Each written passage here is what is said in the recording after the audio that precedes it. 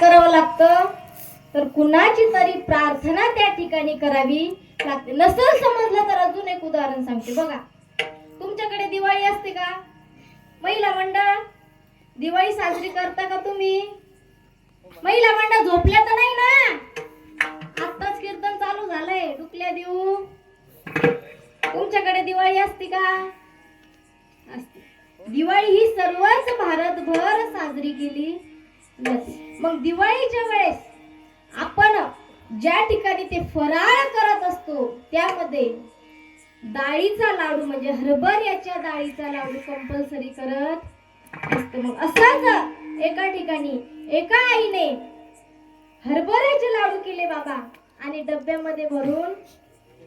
मग ज्या वेळेस आईने ते हरभऱ्याचे लाडू डब्यामध्ये ठेवले आणि हरभऱ्याचे लाडू बनवले, डब्यामध्ये ठेवले आणि ते वर उंच एका फाळीवर ठेवले. मग उंच फाळीवर ज्या वेळेस आईने डब्बा ठेवला, आता घरातला मोठा मुलगा आला आणि मोठ्या मुलाने काय केलं, त्या डाळीच्या डब्यातला एक लाडू काढला आणि खाल्ला. कशाच्या जोरावर? त्याच्याकडे पुरुषार्थ होता. त्याच्याकडे पुरुषार्थ होता त्यामुळे तो त्या ठिकाणी गेला, डाळीचा डब्बा उघडला आणि त्यातून एक लाडू खाल्ला. आणि दादा लाडू खातोय हे बघितल्याच्या नंतर छोटा मुलगा त्या ठिकाणी आला आणि छोटा मुलगा म्हणाला की दादा लाडू खातोय म्हटल्यावर मला सुद्धा लाडू पाहिजे. मग छोटा मुलगा म्हणाला मला सुद्धा लाडू पाहिजे. मग त्यावेळेस तो मुलगा त्या फाळीजवळ गेला, खुर्ची घेतली, खुर्चीवर उभा राहिला, तरी सुद्धा त्याचा हात पुरत नव्हता. मग हात पुरेना, मग त्याने काय केलं, त्या खुर्चीवर डब्बा ठेवला, तरी सुद्धा हात पुरेना. मग शेवटी आता तो कंटाळला, आईपर्यंत गेला आणि आईला म्हणाला, आई मला सुद्धा लाडू पाहिजे, मला सुद्धा लाडू पाहिजे. मग आई म्हणाली, असे दिवसातून 4-4, 5-5 खायला मिळणार नाही. दिवसातून 4-4, 5-5 खायला मिळणार नाही. सकाळी चहा झाल्याच्या नंतर सर्वांना एक एक वाटण्यात. तुमच्याकडे असतो का असा नियम?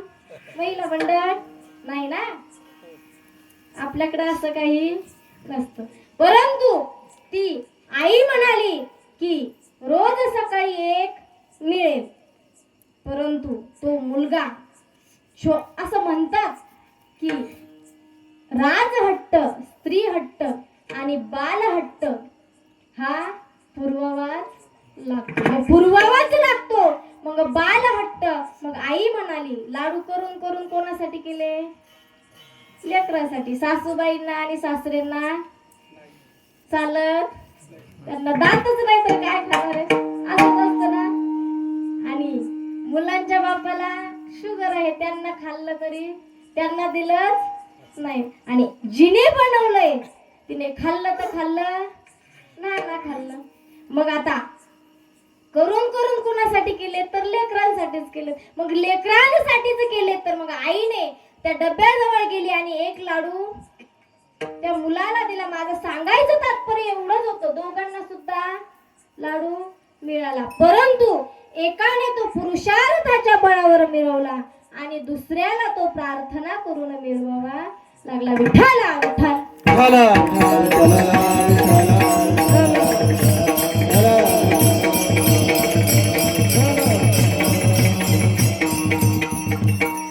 आपल्याला जर का काहीतरी मिळवायचं असेल तर आपल्याला काय करावं लागतं, तर कुणाची तरी प्रार्थना करावी लागते. जर का प्रार्थनेनं जर का होत नसेल तर मग आपल्याला परमार्थात यावं लागतं. मग परमार्थात आपल्याला यावं लागतं. मग नाथराय सुद्धा सांगतायत की पुरुषार्थाच्या बळावर आपल्याला काहीही मिळणार. जर का नाथरायांच्या दृष्टीने बघायला गेलं तर पुरुषार्थाच्या बळावर आपल्याला काहीही मिळू शकत नाही. मग आपल्याला काय करावं लागेल, तर आपल्याला त्या भगवंताची भक्ती आणि त्या भगवंताचं नामस्मरण आणि त्या देवाचं प्रार्थनाच आपल्याला त्या ठिकाणी करावी लागेल. ज्या वेळेस आपण प्रार्थना करू, ज्या वेळेस आपण त्या देवाची प्रार्थना करू महाराज, त्याच वेळेस तो देव आपल्याला पावतो, त्याच वेळेस तो देव आपल्याला प्रसन्न होत असतो. मग देवाची भक्ती कोण केली मनाभावातून बाबा? जनाबाई मातेने अशी भक्ती केली बाबा, त्यांच्यावर साक्षात चोरीचा आला तरी सुद्धा त्यांनी भक्ती करायचं सोडलं, भक्ती करायचं जनाबाई मातेने सोडलं नाही. गोरोबा काकांनी भक्ती केली, गोरोबा काकांनी भक्ती केली. त्याचप्रमाणे नाथराय सांगतायत की मग ज्याप्रमाणे जनाबाई मातेने भक्ती केली, गोरोबा काकांनी भक्ती केली, तुकोबरायांनी भक्ती केली, तशीच भक्ती आपल्याला या ठिकाणी करायची आहे. तसाच परमार्थ आपल्याला या ठिकाणी करायचा आहे. आणि परमार्थाच्या मार्गावरून आपल्याला त्या देवाला मिळवायचं आहे. मग आपल्याला देवाला जर मिळवायचं आहे तर मग परमार्थ करावा लागतो. मग परमार्थ करायचा आहे तर मग आता काही सासूर वासनी या ठिकाणी असतात, त्यांना परमार्थ करायला मिळत नाही. कशामुळे मिळत नाही? घरी काय असतो? सासूर वासीन जीवाला घरी खूप सासूरवास त्या ठिकाणी असतो. मग अशीच एक सासूरवासीन नाथरायांच्या गावामध्ये राहत होती. नाथरायांच्या गावामध्ये ती सासूरवासीन राहत होती बाबा. आणि ती आता या सासूरवासाला खूप कंटाळली होती.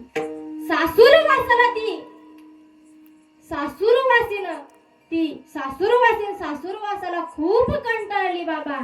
आणि तिने काय ठरवलं, आता मी या सासूरवासाला खूप कंटाळले आहे, मी आता या जीवाचा त्याग करणार.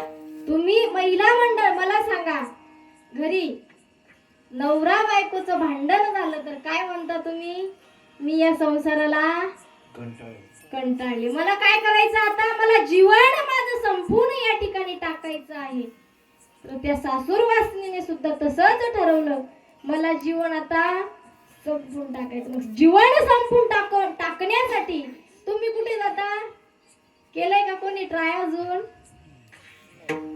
केलंय का? शिराळकर मंडळींनी कोणी केलंय का? नाही ना? अशी वेळ येऊ देऊ नका. तर ती सासूरवासीन त्या सासूरवासाला कंटाळली आणि जीव देण्यासाठी त्या ठिकाणी निघाली. मग जीव देण्यासाठी कुठे जातात? एक तर विहिरीला जातात, दोरी घेतात, नाहीतर डबा शेतामध्ये.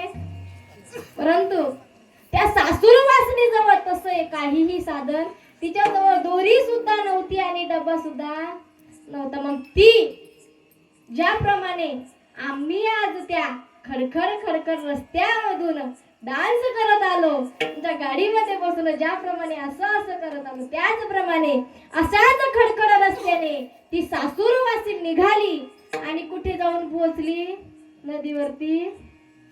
नदीवरती ती सासूरवासीनं जाऊन पोहोचली बाबा.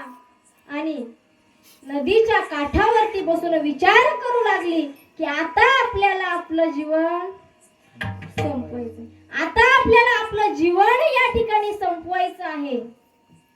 तिच्या मनामध्ये विचार चालू होता आणि ती त्या पाण्याकडे बघून विचार करत होती की आपल्याला आता आपलं जीवन संपवायचं आहे. परंतु त्याच ठिकाणी, ज्या ठिकाणी ती जीव द्यायला गेली होती, त्याच ठिकाणी तिची एक जीवाभावाची मैत्रीण त्या ठिकाणी बसलेली होती.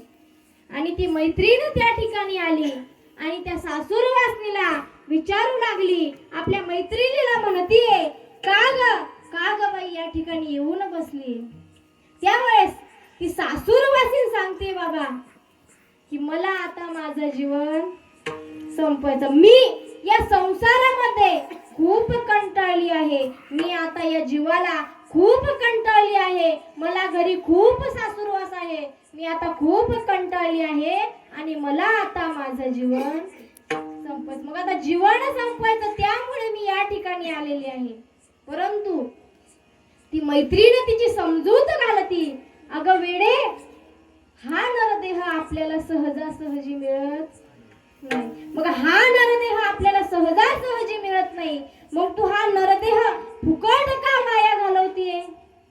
नरदेह संसार म्हटलं की दुःख आलंच, मग तू एक त्या संसाराचा त्याग कर आणि परमार्थामध्ये ये.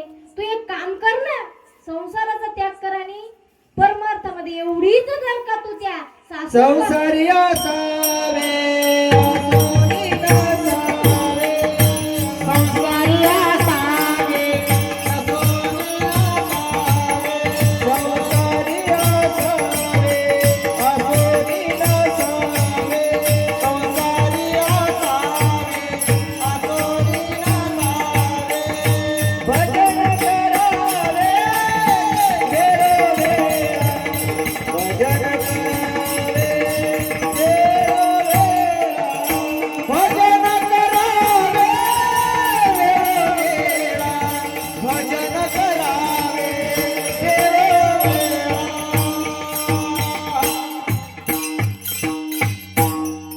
संसारी असावे असोनी नसावे, भजन करावे वेळोवेळ.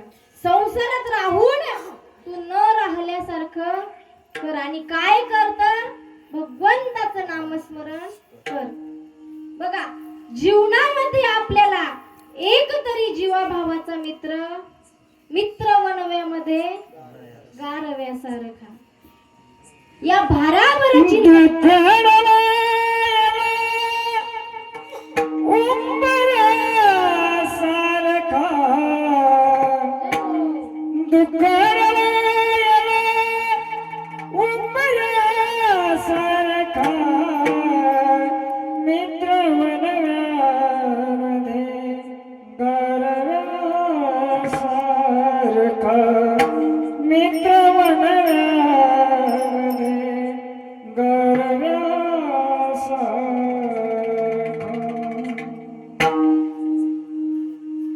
दुःख अडवायला उंबऱ्यासारखा मित्र वनव्यामध्ये.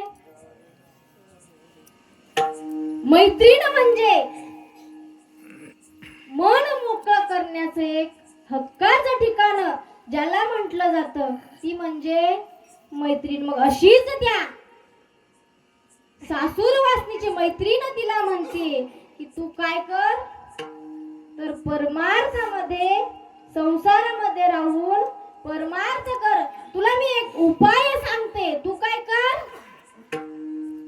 आपल्या गावाच्या शेजारी शिराळा नावाचं एक गाव आहे आणि त्या ठिकाणी संतू आईचा खूप सुंदर अखंड हरिनाम सप्ताह त्या ठिकाणी चालू आहे. तू काय कर, माझ्या सोबत त्या ठिकाणी चल, माझ्या सोबत त्या ठिकाणी चल आणि आपण त्या ठिकाणी त्या सतू आईला साकडं घालू. त्या सतू आईला आपण साकडं घालू आणि त्या सतू आईला साकडं घालून या संसारामधून दूर करण्याचं साधन त्या सतू आईकून आपण घेऊ. मग त्यावेळेस ती मैत्रीण म्हणाली, माझा याच्यावर विश्वास, माझा या गोष्टीवर विश्वास. ती म्हणाली, अगं तू त्या गोष्टीवर विश्वास नको ठेवू, माझ्यावर तर विश्वास, माझ्यावर विश्वास आहे ना तुझा. मग तू बाकीच्या दुसऱ्या गोष्टीकडे लक्ष देऊ नको, तू फक्त माझ्या सोबत चल. मग आता या दोघी जणी आता शिराळ्याला यायला निघाल्या. आता शिराळ्याला यायला निघाल्या, देऊळगाव राजापर्यंत आल्या, तरी सुद्धा मैत्रीण त्या सासूर वासनीचा विश्वास बसत नव्हता. देऊळगाव राजापर्यंत आल्या, समोरचा रस्ता माहिती नव्हता. बायपासने कल्ल्या, जाफराबाद रोड वरती कल्ल्या, समोरचा रस्ता माहिती नव्हता. समोर आल्या, आता नेमकं जावं तरी कुठून, शिराळ्याचा रस्ता दिसत नाही. इकून तिकून रस्ता सापडला, याला त्याला विचारून रस्ता सापडला. रस्ता सापडला, गावामध्ये गेले. एका जणाने सांगितलं की तुम्ही जसं त्या रस्त्याने लागाल 5 मिनिटात गाव येईल. 5 मिनिटं झाले गाडी चालती, 10 मिनिटं झाले गाडी चालतीये, तरी सुद्धा गाव येईना.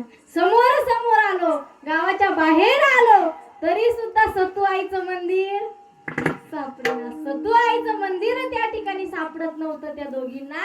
मग समोर आल्या. आता हा विषय त्या दोघींचा. महिला मंडळ खुदकून गाला. हसल्या की नाही महिला मंडळ? तर त्या दोघी समोर आल्या आणि त्यांना एका जणांनी सांगितलं की आता काय करा तुम्ही, इथून असं असं या रस्त्याने जा. समोर गेल्या आणि पांदी पांदीने समोर येऊन त्यांना एकदाच सतुआईचं मंदिर त्या ठिकाणी सापडलं. मग मंदिर त्या ठिकाणी त्यांना सतुआईचं सापडलं आणि त्या ठिकाणी मंदिर सापडल्याच्या नंतर ती मैत्रीण म्हणते, बघ किती भव्य दिव्य या ठिकाणी सतुआईचा सप्ताह चालू आहे. मग ती सासूर वासीन त्या मैत्रिणीला म्हणते की अगं खरं बोलली होती तू, या ठिकाणी खूप गर्दी आहे. मग आता त्या ठिकाणी खूप गर्दी त्यांना दिसली. खूप गर्दी दिसली, रांगेत लागल्या आणि शेवटी सतू आईच्या जवळ येऊन थांबले. संतू आईच्या चरणावरती त्यांनी मस्तक टेकवलं आणि प्रार्थना त्या सासूर वासनीने करायला सुरुवात केली. अभंगाचं पहिलं. सत्वर पाव गे मला भवानी आई वडगा बाईन तुला. सत्वर पाव गे मला भवानी आई वडगा बाईन तुला. सत्वर पाव गे मला भवानी आई वडगा बाईन तुला. सत्वर पाव गे मला भवानी आई वडगा बाईन तुला. वडगा बाईन तुला भवानी आई वडगा बाईन तुला.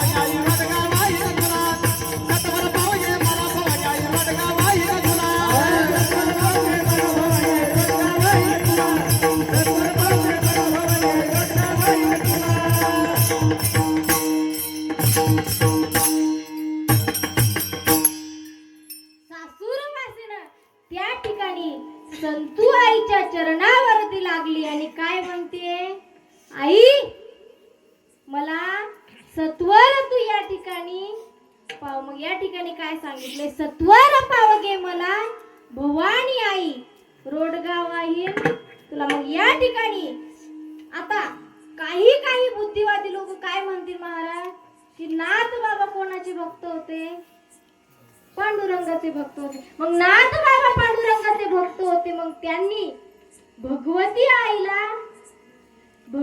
आईचं कसं गाणं, भगवती आईवरती कसं भारुड म्हणलं, भगवती आईवरती कसा यांनी नाथरायांनी अभंग लिहिला. तर याचं सुद्धा गोड प्रमाण या ठिकाणी काकड्यामध्ये महाराज देतात. रंगा येई हो विठाई की ठाई माझे कृष्णाई का नाही. मग या ठिकाणी भगवती कोणाला म्हणलंय, विठाई. विठाई कोण, विठाई कोण, पंढरीचा. कृष्णाई कोण, वृंदावनचा. मग यांना या ठिकाणी त्या नाथरायांनी भवानी असं नाव दिलं. मग पांडुरंगाला भवानी असं नाव दिलं. मग भवानी कोण, तर जी भवनाम संसारामधून साधकाची सुटका करते तिला भवानी असं म्हणतात. मग त्या भवानी आईच्या चरणावरती ही सासूरवासीनं लागली आणि काय म्हणते की आई मला तू लवकर त्या ठिकाणी पाव. तू काय कर, तर लवकर त्या ठिकाणी लवकर पाव, घाई कर, घाईने तू मला आशीर्वाद त्या ठिकाणी दे. मग ती सासूरवासीनं ज्यावेळेस आईला म्हणते की मला घाई पाव, मग आई म्हणते तुला एवढी गडबड कशाची तुला एवढी गडबड. त्यावेळेस ती सासूरवासीन आईला म्हणते, आई मी तुला यासाठी लवकर पाव म्हणते की तू जर माझ्यावर कृपा केली, तर आता जर तू माझ्यावर कृपा केली तर मला त्याचा उपभोग घेता येईल. आणि तू जर का उशिरा माझ्यावर कृपा केली तर मला त्याचा उपभोग घेता येणार. मी आता तुला नवस करेल, आता तुझ्याकडे प्रार्थना करेल, आणि तू जर का माझं वय निघत चाललं त्यावेळेस जर का तू मला प्रसन्न झाली तर त्याचा काहीही फायदा होणार नाही. मग तू काय कर, तर तू लवकर मला पाव. तू जर लवकर मला पावली तर मी काय करीन, रोडगा तुला वाईन. मग रोडगा वाईन ज्या वेळेस ती सासूरवासीन त्या भगवती आईला म्हणतीये की मी तुला रोडगा वाहीन. मग रोडगा कोणता, तुमच्याकडे रोडगा करतात का महिला मंडळ? सध्या त्याचं सीझन चालू आहे त्याचं सध्या. उन्हाळ्यामध्ये सर्वत्र जिकडे तिकडे उन्हाळ्यामध्ये रोडगा हा पदार्थ केला. तुमच्याकडे केला जातो का नाही मला माहिती नाही, परंतु आमच्याकडे केला जातो तसं मी तुम्हाला सांगते. तर रोडगा बनवण्यासाठी काय काय साहित्य लागतं? गव्हाचं पीठ, डाळीचं पीठ, त्यामध्ये टाकण्यासाठी पाणी, परत मीठ, डबल तूप किंवा तेल, असे 5 वस्तू त्या ठिकाणी रोडगा बनवण्यासाठी लागतात. मग हा रोडगा आईच्या चरणावर वाहायचा आहे का बाबा आपल्याला? तर तो संसारातला रोडगा आपल्याला या ठिकाणी वाहायचा नाहीये. तर नाथरायांच्या दृष्टीने जो रोडगा नाथराय म्हणाले आहेत तर तो कोणता रोडगा? देहरूपी रोडगा आपल्याला त्या भवानी आईच्या चरणावरती वाहायचा आहे. ज्याप्रमाणे तो रोडगा बनवण्यासाठी, खाण्याचा पदार्थ तो रोडगा बनवण्यासाठी 5 वस्तूंची आवश्यकता असते, त्याचप्रमाणे देहरूपी रोडगा बनवण्यासाठी सुद्धा 5 वस्तूंची खूप गरज असते. त्या कोणत्या मग? पृथ्वी, आप, तेज, वायू आणि आकाश. या 5 तत्वांपासून जो रोडगा, देहरूपी रोडगा बनलेला आहे, तो रोडगा आपल्याला या ठिकाणी भवानी आईच्या चरणावरती वाहायचा आहे. मग भवानी आई त्या ठिकाणी तिला म्हणतीये की मी तुला लवकर प्रसन्न होते, तू मला काय देशील? घेसी तेव्हा देसी, ऐसा असं ती उदार. मग ती म्हणते की मी तुला रोडगा वाहीन. मग भवानी आई म्हणते की बरं आता ठीक आहे, तू जर का मला तुझा देहरूपी रोडगा अर्पण करत असशील तर मी तुला प्रसन्न व्हायला तयार आहे. मग भवानी आई त्या सासूर वासनीला प्रसन्न झाली बाबा, आणि प्रसन्न झाली आणि म्हणाली माग तुला काय मागायचं. मग त्यावेळेस तिने काय केलं, आता एक वही आणि पेनच घेतला बाबा. वही आणि पेन त्या ठिकाणी तिने घेतला आणि तिची लिस्ट करायला सुरुवात केली. त्या वही आणि पेन घेतला तिने आणि वहीच्या पहिल्या ओळीवरती लिहिलं अभंगाचं पहिलं चरण. सासरा माझा गावी, सासरा माझा गावी गेला, सासरा माझा गावी गेला, सासरा माझा गावी गेला, सासरा माझा गावी गेला,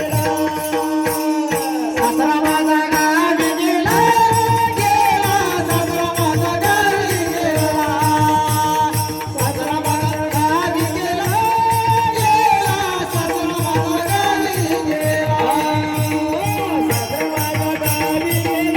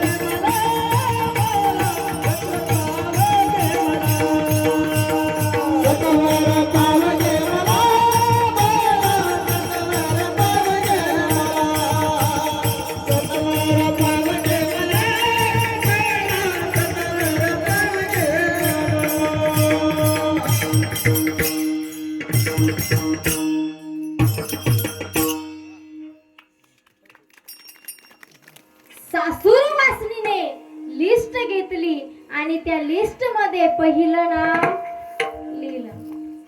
आता पहिलं नाव तिने लिहिलं. अभंगाचं कितवं चरण होतं? दुसरं चरण होतं. मी काय म्हणाले?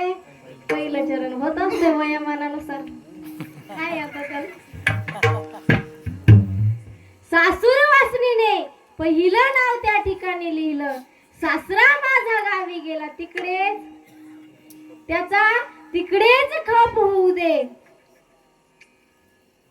आता या ठिकाणी सासूर वासनीने सासरे कंपनीचे लगेच चेहरे, परंतु या ठिकाणी त्या सासूर वासनीने सासरा सांगितलाय. तर कोणता सासरा या ठिकाणी सांगितलाय? सासूर वासीनं आईला म्हणते, आई सकाळी 7 वाजता उठला, चहा घेतला, नाश्ता केला आणि 8च्या गाडीने जालन्याला गेलाय. त्या सासऱ्याचा तिकडेच तू खप होऊ दे आणि त्याची बॉडीच आमच्या दारात येऊ दे. त्या सासऱ्याचं तिकडेच खप होऊ दे. परंतु या ठिकाणी संसारातला सासरा सांगितला का? संसारातला सासरा या ठिकाणी सांगितलाय का नाथबाबांनी? त्या सासूर वासनीने संसारातला सासरा नाही सांगितला, तर परमार्थातला सासरा या ठिकाणी सांगितलेला दंभ सासरा, दंभनाम सासरा या ठिकाणी सांगितलं. मग सासूर वासीने म्हणते की तो दंभनाम जो सासरा आहे त्या दंभनाम सासऱ्याचा तिकडेच खप होऊ दे आणि त्याचा मुर्दाचा आमच्या दारी, त्याचा खप तिकडे होऊ दे. त्या दंभनाम सासऱ्याचा खप होऊ दे, कारण त्या दंभनाम सासऱ्याचा मला खूप जाच त्या ठिकाणी आहे. मग हा दंभनाम सासरा कसा? तर दांभिक लोक आपल्याला खूप पाहायला. दंभ म्हणजे तोंडावर एक बोलायचं आणि दुतोंडी लोक आपल्याला या जगामध्ये खूप पाहायला मिळतात. दुतोंडी कसे? आता घरात सासू सुनेचं म्हणा किंवा जावाचं म्हणा भांडण होतं. मग ती काय करते? लगेच शेजारणीला जाऊन सांगते. मग आता ती काय करते? रडून ऐकते आणि काय करते? हसून सगळ्या जगाला सांगते. मग हिला जर का विचारायला गेलं का सांगितलं, ती म्हणजे काय नाही माहित, थोडस मन मोकळं. अगं तू मन मोकळं करते पण ती मोकळ्या मनाला साऱ्या गावात फिरते. त्याच असे दंभनाम लोक आपल्याला खूप या ठिकाणी बघायला मिळतात. मग त्या दंभनाम सासऱ्याचा या ठिकाणी जाच मला खूप आहे. त्या दंभनाम सासऱ्याचा मला जाच आहे. त्या दंभनाम सासऱ्याचा तो तिकडेच खप होऊ दे. त्या दंभनाम सासऱ्याने मला खूप त्रास दिला आहे. त्या सासऱ्याचा खप होऊ दे. मग सासूर वासीनं ज्या वेळेस आईला म्हणते की त्या दंभनाम सासऱ्याचा खप होऊ दे, मग ती आई भवानी त्या सासूर वासनीला म्हणते की बर ठीक आहे, जर का या दंभनाम सासऱ्याचा जर का खप तिकडे करायचा आहे तर मी त्याला तयार आहे. मग झालं का आता? तर ती म्हणते की सासूर वासीनं आईला म्हणते की अगं आई झालं नेमकीच आता सुरुवात. आता काय झाली? नेमकीच त्या ठिकाणी सुरुवात झाली आहे. मग आई भवानी म्हणते मग आता दंभ गेला, मग आता कोणाचा या ठिकाणी खप करायचा आहे? अभंगाचं 3रं चरण. सासू माझे जात करीने, सासू माझे जात करीने, सासू माझे जात करते, सासू माझे जात करते, सासू माझे जात करते,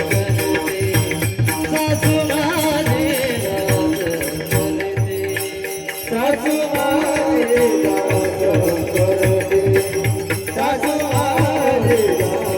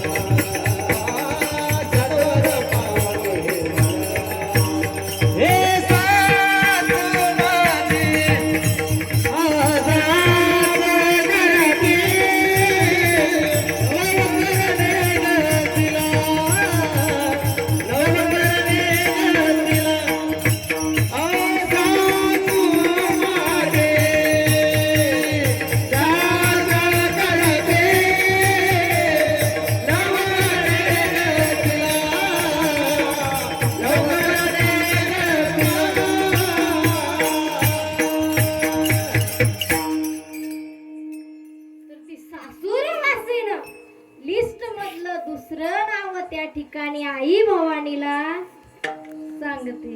मग आता दुसरं नाव त्या ठिकाणी काय सांगितलं? सासू माझी जाच करीते लवकर. तिला काय कर, तर तिला लवकर तू या ठिकाणी घेऊन जा. मग आता या ठिकाणी सासूर वाशीनं सासूची व्यथा या ठिकाणी सांगतीये की ती सासू मला खूप त्रास या ठिकाणी देते. त्या सासूला तू काय कर, लवकर घेऊन जा. महिला मंडळ, तुमची सासू का तुमची सासू नाही, तर सासू या ठिकाणी ती सासूर वासीन सांगते. कल्पना नावाची सासू या ठिकाणी कोण सांगतेय? सासूरवासीनं कल्पना नावाची सासू या ठिकाणी सांगते. ती कल्पना नावाची सासू जी आहे ती मला खूप या ठिकाणी त्रास देते. खूप या ठिकाणी ती कल्पना नावाची सासू मला छळतीये. तिला तू लवकर घेऊन जा. मग आता ही कल्पना नावाची सासू कशी त्रास देतीये बघा. एका गावामध्ये नवीन लग्न झालं. नवीन लग्न त्या ठिकाणी झालं आणि सून त्या ठिकाणी घरी आली. बाबा लक्ष देऊन दृष्टांत ऐका बघा. तुमच्या सोबत सुद्धा असं घडलेलं. असं ते नवीन लग्न झालं, सून घरी आली. आता पूर्वीच्या काळामध्ये सारवून घेण्याची प्रथा होती की नाही? महिला मंडळ होती की नाही? आजी होती ना? तुम्ही घेतलंय का कधी सारवून? खूप म्हणा. आता तसं राहिलं. आता इकून एक फिरवायचा झालं का? परंतु पूर्वीच्या काळामध्ये सारवून घेण्याची प्रथा होती. नवीन लग्न झालेलं होतं, सून घरी आलेली होती आणि त्या सुनेकडे काम दिलं होतं सासूबाईंनी. काहीच काम करायचं नाही, फक्त घर सारवून घ्यायचं. बाकीचं सगळं मी बघते, फक्त तू काय कर, घर सारवायचं तेवढं काम करत जा. मग आता रोजच्या नियमाप्रमाणे या नवीन आलेल्या सुनेने काय केलं? घर सारवून घेण्यासाठी त्या ठिकाणी तिने सुरुवात केली. घर सारवून घेण्यासाठी तिने सुरुवात केली. आणि तुमच्याकडे ते काशीफळ असतं का? काशीफळ कळतं का तुम्हाला? काय म्हणते तुमच्याकडे? काशीफळच म्हणते ना? काशीफळ त्या ठिकाणी होतं आणि ते काशीफळ त्या ठिकाणी वरती असं त्या घराच्या वरती बांधलेलं होतं. आणि ही सासूरवासीन ती नवीन आलेली सून ते घर सारवत होती आणि घर सारवता अचानक तिचं लक्ष कुठे गेलं? वरती बांधलेल्या त्या काशीफळाकडे तिचं लक्ष गेलं. मग आता काशीफळाकडे तिचं लक्ष गेलं आणि तिने वरती काशीफळाकडे बघितलं आणि लगेच रडायला सुरुवात. आता मला सांगा, काशीफळाकडे बघण्याचा आणि रडण्याचा काही संबंध आहे का? काही संबंध आहे का बाबा? काशीफळाकडे बघून रडण्याचा काहीही संबंध नाही. परंतु ती नवीन आलेली सून त्या ठिकाणी रडायला लागली. आता सून त्या ठिकाणी रडायला लागली म्हटल्यानंतर सासूबाई त्या ठिकाणी आल्या. सासूबाईंनी प्रश्न केला नाही. ज्या आरती सूनबाई एवढ्या जोरात रडतीये त्या आरती सासरचं कोणीतरी, सुनबाईच्या माहेरचं कोणीतरी. बाबा अगोदरच सांगितलं वयामानाने होत.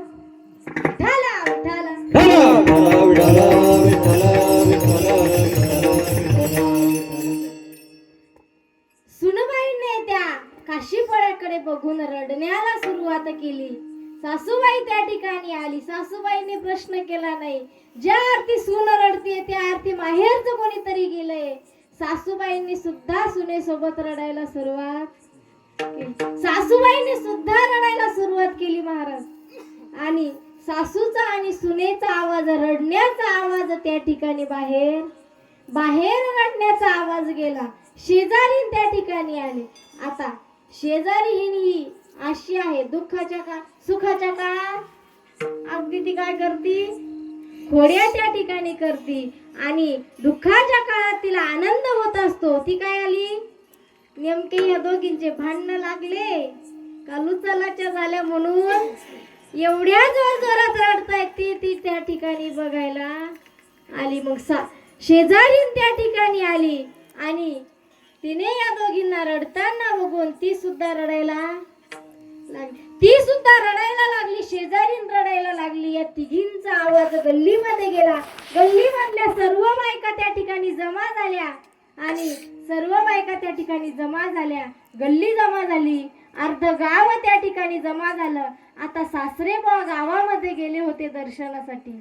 आता हा आवाज सासरे बुवांच्या कानावरती गेला. सासरे बुवांच्या कानावरती ज्या वेळेस हा रडण्याचा आवाज गेला, सासरे बुवांनी लगेच घराची वाट धरली. घराची वाट त्या ठिकाणी सासरे बुवांनी धरली. घराची वाट सासरे बुवांनी धरली. आता घराची वाट चालत असताना त्यांना त्यांच्याच गल्लीत तो गोंधळ दिसला. गल्लीमध्ये आले आणि गल्लीमध्ये आल्याच्या नंतर सर्व गोंधळ त्यांच्या दारी दिसला. मग सासरे बुवांनी विचार केला, ज्या अर्थी आपल्या घरामध्ये एवढा दांगडू चालू आहे त्या अर्थी घरामध्ये काहीतरी झालं. सासरे बुवा पट पट पट चालत समोर आले आणि दारामध्ये ज्या महिला मंडळ बसल्या होत्या त्यांना विचारलं की का हो तुम्ही रडताय. तर त्या महिला मंडळ सासरे बुवांना म्हणतायत की या घरातल्याला रडतायत म्हणून आम्ही घरात गेले. घरातल्यांना विचारलं, त्या म्हणतायत की तुमची बायको रडतीये म्हणून आम्ही रडतोय. आता बायकोला विचारलं, बायको म्हणते सुनबाई रडती म्हणून मी सुनबाई रडती म्हणून मी रडते. मग आता सुनबाईला ज्या वेळेस सासरे बुवांनी विचारलं की का ग सुनबाई रडतेस, त्यावेळेस सुनबाई म्हणाली, मामांजी काय सांगू तुम्हाला, वरती बघा. सासरे बुवा म्हणाले वरती काय, कलिंगड बांधलेलं आहे. वरती बघण्याचा, त्या कलिंगडाकडे बघण्याचा आणि रडण्याचा काहीच संबंध नाही. ती म्हणाली मामांजी तसं नाही, तुम्ही विचार करा. आता जर मला छोटं बाळ असतं आणि ते जर का रांगत या ठिकाणी आलं असतं आणि हे वरती बांधलेलं ते काशीफळ जर का खाली पडलं असतं आणि ते फटकन फुटलं असतं आणि ते फुटून जर का त्या बाळाच्या अंगावर पडलं असतं तर ते मेलं नसतं का. तर सासरे बुवा त्या सुनेची कल्पना ऐकून सासरे बुवा सुद्धा रडायला. सासरे बुवा म्हणतायत की अगं सुनबाई, खरं आहे तुझं, कलिंगड पडलं असतं तर तुझा मुलगा वारला असता, त्या ठिकाणी तुझ्या मुलाचं काहीतरी बरं वाईट झालं असतं. तर तू एक काम कर, ते कलिंगड बाजूला ठेव, ते सारवणं बाजूला ठेव आणि ते लेकरू या ठिकाणी मला दे. आपण ते काय करू, दवाखान्यात त्या ठिकाणी घेऊन जाऊ. मग आता मला सांगा, दवाखान्यात नेण्यासाठी ज्यावेळेस सासरे बुवांनी ते लेकरू मागितलं त्यावेळेस ते लेकरू त्या ठिकाणी होतं का, लेकरू त्या ठिकाणी होतं का, नव्हतं. मग आता लेकरू त्या ठिकाणी नव्हतं. त्या सुनबाईने फक्त ती कल्पना केली. मग आता त्या कल्पनेनं जर का अख्खं गाव रडायला लावलं तर ती कल्पना मला, त्या कल्पनेचा तू या ठिकाणी खप होऊ दे आई. ती कल्पना अख्खं गाव जर का रडायला लावत असेल तर त्या कल्पनेचा मला काहीही घेणं देणं नाही. विठाला विठाला विठाला विठाला विठाला विठाला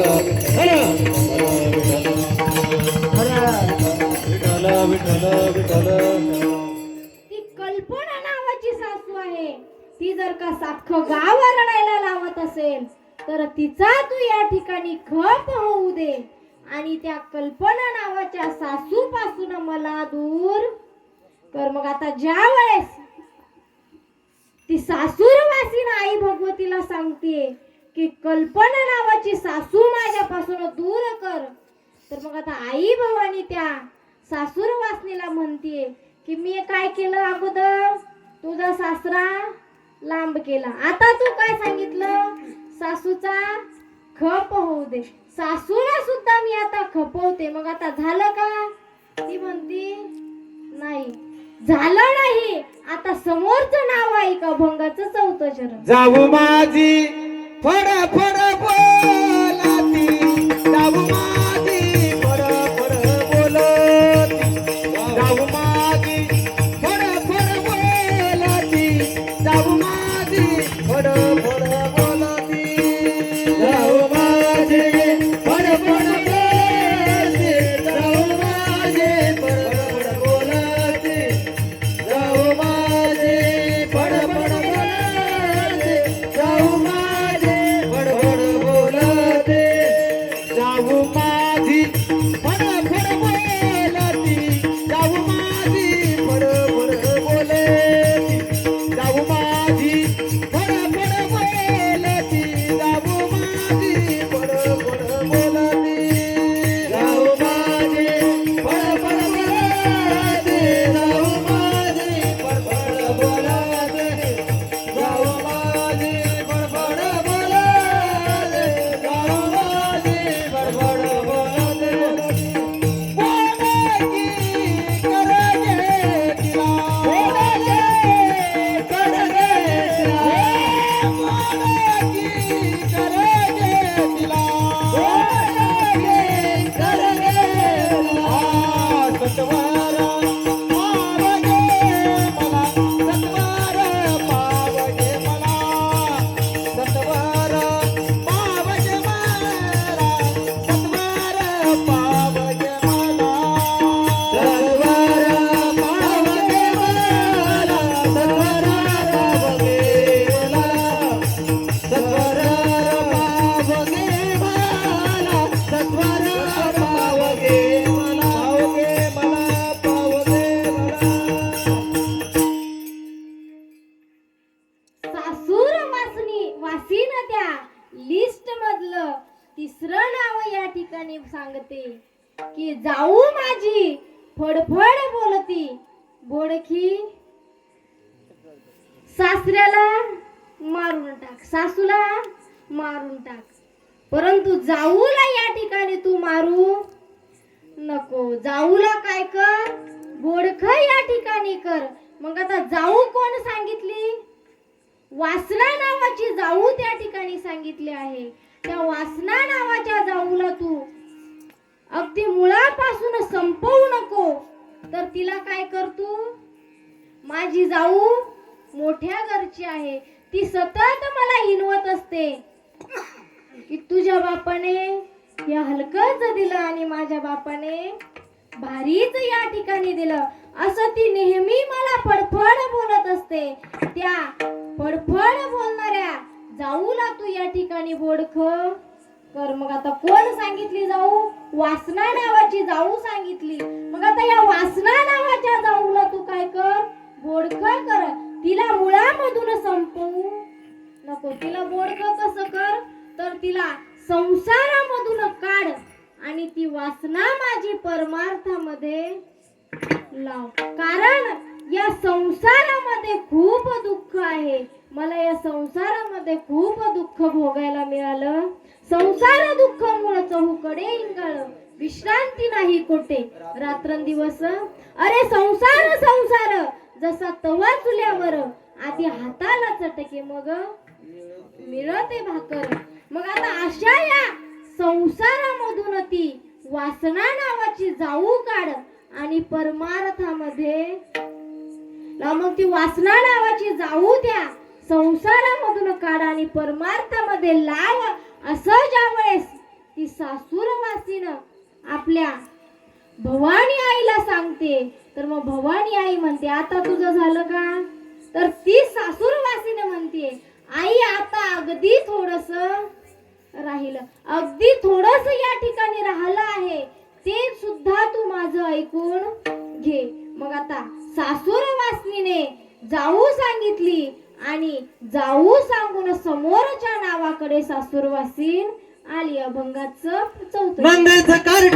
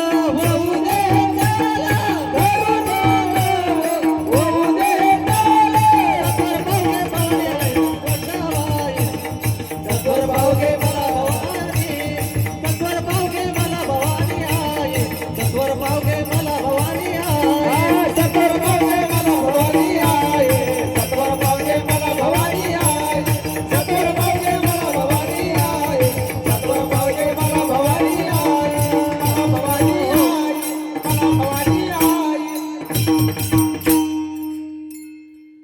नंदेच कार्ट किरकिर करीत खरूजच होऊ दे त्याला भवानी आई. रोडगा वाहीन तुला आता सासूर वासीन. लिस्ट मधलं चौथं नाव या ठिकाणी सांगते. त्या भवानी आईला ती सासूर वासीन म्हणते, आई माझी नणंद खेड्या गावामध्ये दिली आहे आणि तिचं जे लेकरू आहे, तिचा जो मुलगा आहे, तो मुलगा या ठिकाणी आमच्या घरी आमच्या गावामध्ये शाळेत या ठिकाणी टाकला आहे. परंतु तो त्या नंदेचा मुलगा मला फार त्रास देतो. तो सकाळी 7 वाजता उठतो. उठल्या उठल्या त्याला चहा बिस्किट लागतं. अर्धा तास होत नाही तर नाश्ता लागतो. त्याला 9ला शाळेत जावं लागतं.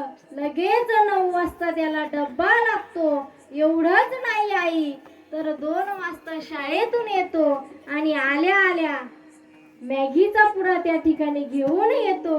आणि आपण काहीही कामात असलं तरी ते काम सोडून आपल्याला त्या मुलाकडे बघावं लागतं. असा हा माझ्या नंदेचा जो मुलगा आहे तो मला दिवसभर खूप त्रास या ठिकाणी देतो. तो मुलगा मला या ठिकाणी खूप त्रास देतो. मग त्या मुलाला तू काय कर, खरूज या ठिकाणी होऊ दे. मग आता या ठिकाणी नंदेचा मुलगा, त्या सासूर वासनीने नंदेचा मुलगा सांगितलाय. मग आता त्यासाठी आपल्याला नणंद ही कोण आहे ती बघावी. मग नणंद कोण? इच्छा नावाची नणंद सांगितली आहे. आणि इच्छा नावाच्या नंदेपोटी जो जन्म घेतो तो असतो मोह. मोह या ठिकाणी तो मोह जो आहे, मोह नावाचं नंदेचं कार्ट आहे, ते मला या ठिकाणी खूप त्रास देत. ते मोह नावाचा मुलगा या ठिकाणी मला खूप त्रास देत. 1 एकर जर शेती घेतली तर त्याला असं वाटतं की मी 1 एकर नाही अजून 2 एकर घ्यावी. मग आता 2 एकर घेण्यासाठी तेवढं बळ माझ्यामध्ये नाहीये. तर मला या मोहाचा या ठिकाणी, त्या मोहाला तू काय कर, खरूज या ठिकाणी होऊ दे. मग मोहाला या ठिकाणी खरूज होऊ दे. मग आता मोहाला खरूज होऊ दे म्हणते. मग सासूरवासीन आईला म्हणते की त्या नंदेच्या कार्ट्याला सुद्धा खरूज होऊ दे. मग आई म्हणते आता झालं का? ती म्हणते नाही, आता शेवटचं नाव. दादाला मारून आहुती देऊन, दादाला मारून आहुती देऊन, दादाला मारून आहुती देईन,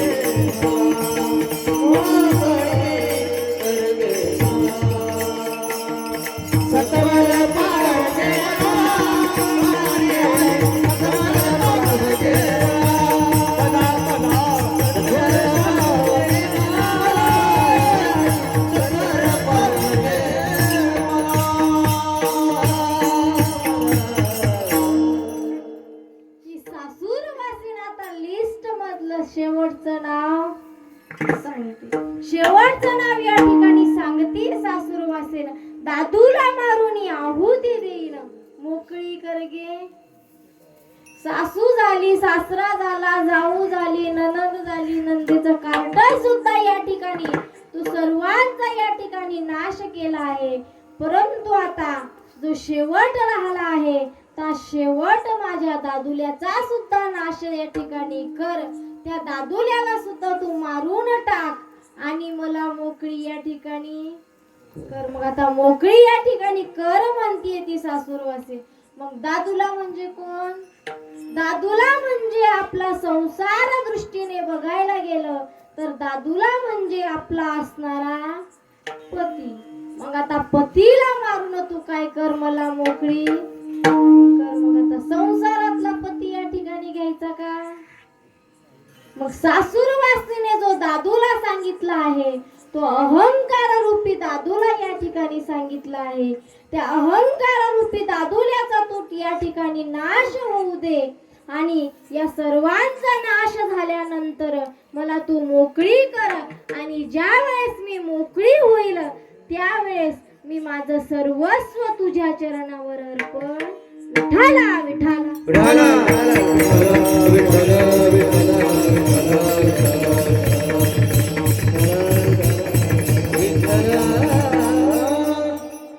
कारण की हा अहंकार रूपी दादूला जो आहे तो अहंकार रूपी दादूला सुद्धा मला खूप त्रास देतो. थोडं जरी मला काही यायला लागलं तर त्याला काय वाटतं, मला कायच मिळालं आहे असं. म्हणून याचा सुद्धा तू या ठिकाणी नाश करून टाक आणि मला सर्वस्वी तुझ्या चरणावर अर्पण करून घे. आणि सर्वस्व तुझ्या चरणावर अर्पण करून घेतल्याच्या नंतर मी तुला काय करणार आहे तर सर्वस्व तुझ्या चरणावर अर्पण करून तुला रोडगा, देहरूपी रोडगा तुझ्या चरणावर वाहणार आहे. आणि देहरूपी रोडगा ज्यावेळेस तुझ्या चरणावर मी वाहणार आहे त्यावेळेस त्या देहरूपी रोडगा तुझ्या चरणावर वाहल्याच्या नंतर मी फक्त आणि फक्त तुझं नामस्मरण करणार आहे. मग आता ती सासूरवासीनं त्या आई भगवतीला सांगतीये की मी हा रोडगा तुझ्या चरणावर वाहल्याच्या नंतर तुझ्या नामस्मरणाचा गजर करणार आहे. तर मग आपण सुद्धा एकदा त्या भगवंताचं नामस्मरण केलं पाहिजे. मग आता ज्याप्रमाणे ती सासूरवासीनं त्या आई भगवतीच्या चरणावरती लागून तिचं नामस्मरण करणार होती त्याचप्रमाणे आपण सुद्धा करू. मग एकदा हात वरती करा. असे हात वरती केले का सर्वांनी? हात वरती मंडपाच्या बाहेरले असे लंबे लंबे हात वरती झाले का? सर्वांचे हात वरती. महिला मंडळ राहू द्या सकाळपर्यंत आम्ही चहा घेऊन येतो. राहू द्यायचे का श्रेय? नाही ना. मग असे लंबे लंबे हात वरती घ्या. विठोबा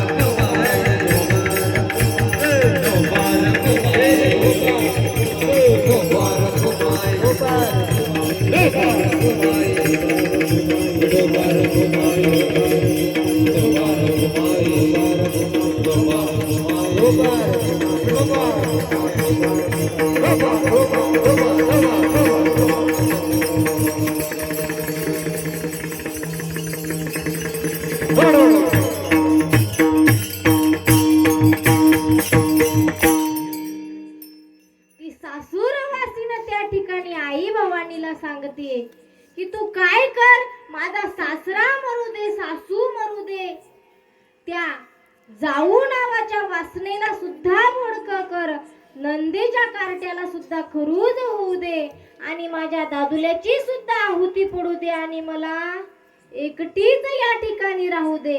याही पुढे जाऊन सांगते शेवट. एका जनार्दनी सगळ्याचा एका जनार्दनी सगळ्याचा एका जनार्दनी सगळे एका जनार्दनी सगळे एका जनार्दनी सगळे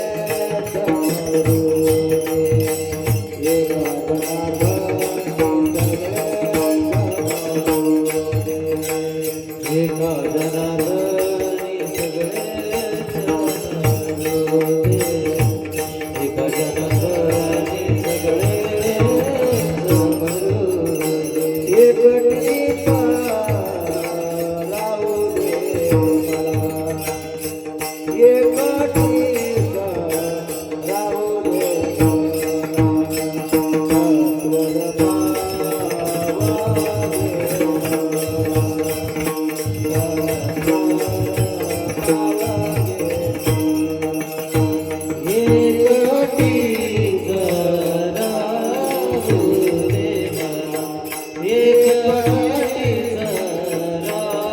दे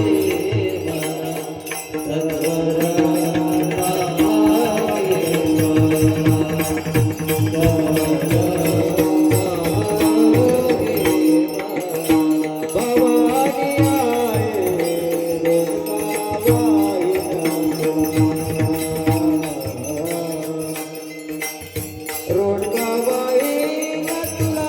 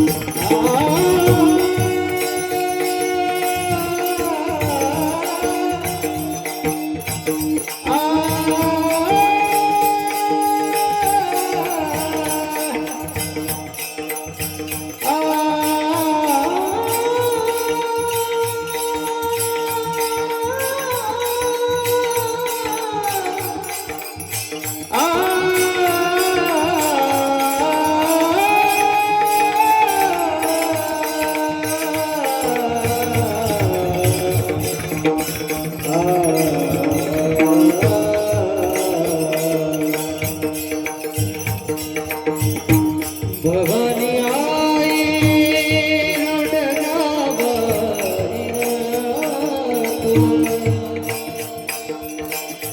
भवानी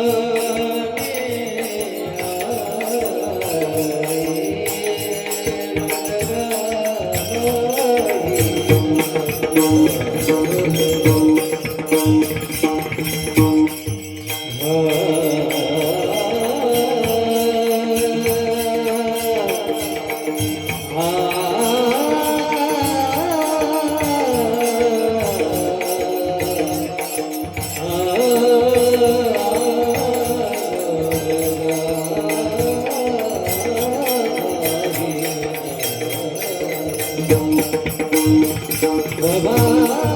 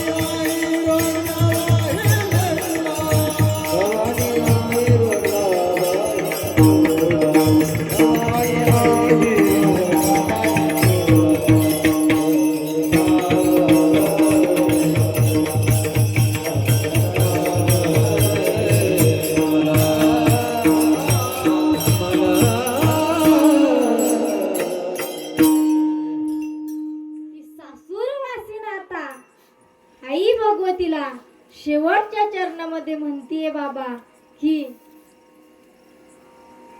आई या सर्वांचा नाश होऊ दे आणि मला आता एकटीला राहू दे. ज्याप्रमाणे ती सासूरवासीन आई भगवतीची प्रार्थना करतीये आणि म्हणतीये की या सर्व विकारांचा नाश या ठिकाणी होऊ दे आणि मला सर्वस्वी तुझ्या चरणावर अर्पण करून घे.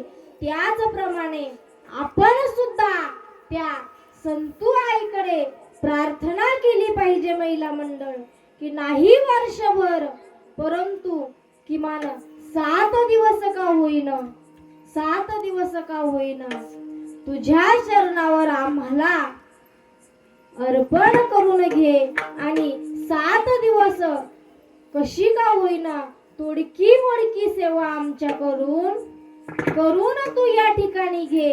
नाही वर्षभर किमान 7 दिवस तरी आपण या ठिकाणी सेवा केली पाहिजे.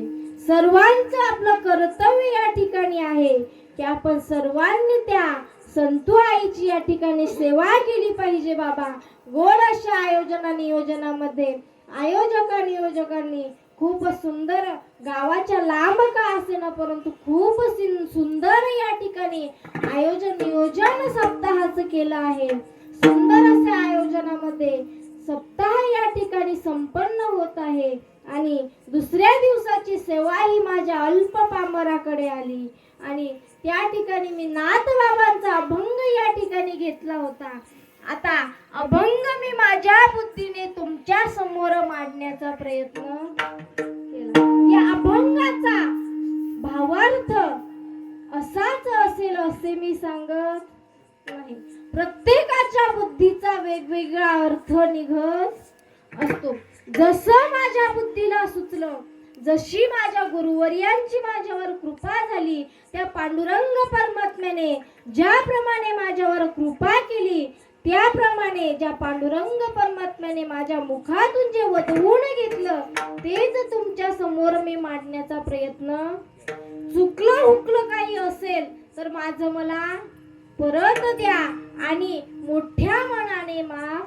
का बालक बोबडा बोली, का वाकुडा भिजुका पावली, तो चोज करुनी माऊली. रिघे जेवी अशा न्यायाप्रमाणे चुकलं हुकलं असेल माफ करा. गोड असं आयोजन, सप्ताहाचं आयोजन या ठिकाणी केलेलं आहे. सुंदर असं कीर्तन या ठिकाणी झालं. दादांनी, मृदंगाचार्य दादा असतील, दादांनी सुद्धा खूप छान या ठिकाणी मृदंगाची साथ मला दिलेली आहे. आता सर्वच टाळकरी मंडळी, आता सर्वच गुरुजन मंडळी या ठिकाणी आहेत. आता सर्वांचे नाव घेणं शक्य. आपला टाइम वारकरी संप्रदायाच्या नियमाप्रमाणे 8:30 ते 10:30चा टायमिंग होता. टायमिंग किती झाला? 11:15 वाजत आले. सर्वांचं नाव घेणं शक्य नाही, परंतु सर्वांनी सुंदर असं गायन या ठिकाणी केलं. सर्वांचे अगदी मनापासून धन्यवाद देते. माझ्यासोबत आलेले माझे आई वडील असतील, आमचे डॉक्टर साहेब असतील, त्यांचे सुद्धा अगदी सर्वांचे मनापासून धन्यवाद देते. आणि खास करून माझा आवाज तुमच्यापर्यंत ज्यांनी पोहोचवला असे आपले माईक सिस्टीम वाले दादा असतील, त्यांनी सुद्धा सुंदर माईक सिस्टीम लावली, त्यांचे सुद्धा मनापासून धन्यवाद देते. आपले विनेकरी बाबा असतील, त्यांचे सुद्धा धन्यवाद देते. इकडे छोटे छोटे बाळगोपाळ टाळकरी असतील, त्यांचे सुद्धा धन्यवाद या ठिकाणी देते. सर्व आयोजक नियोजकांचे धन्यवाद देते. सर्व श्रोते मंडळींचे धन्यवाद देते. कारण तुम्ही जर या ठिकाणी नसता तर कीर्तनाला शोभा. मी कितीही बडबड केली असती त्याला काही अर्थ. ऐकायलाच कोणी नसतं तर मी काय बोलली असते?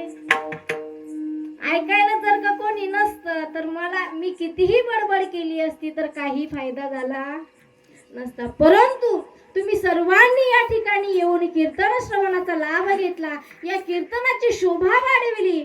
तुमच्या सर्वांचे सुद्धा अगदी मनापासून धन्यवाद देते. आता कुणाचं नाव राहिलं असल, कुणाचं नाव राहिलं असल तर माफी मागते आणि सर्व आयोजक नियोजक मंडळींचे धन्यवाद देते, ज्यांनी माझी या ठिकाणी कीर्तनरूपी सेवा घेतली. असे आमचे बाबा, मला बाबांचं नाव माहिती, बाबासाहेब बाबा यांचं, बाबा आता त्यांचं नावच बाबा आहे.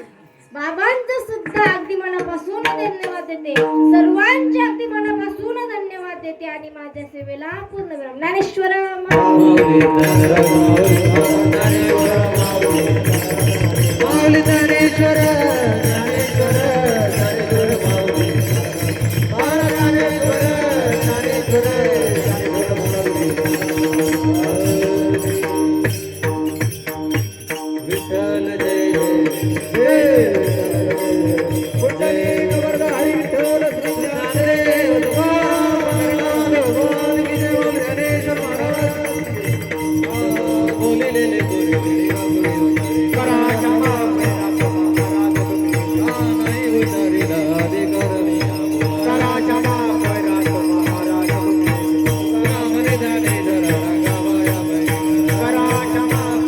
Thank you.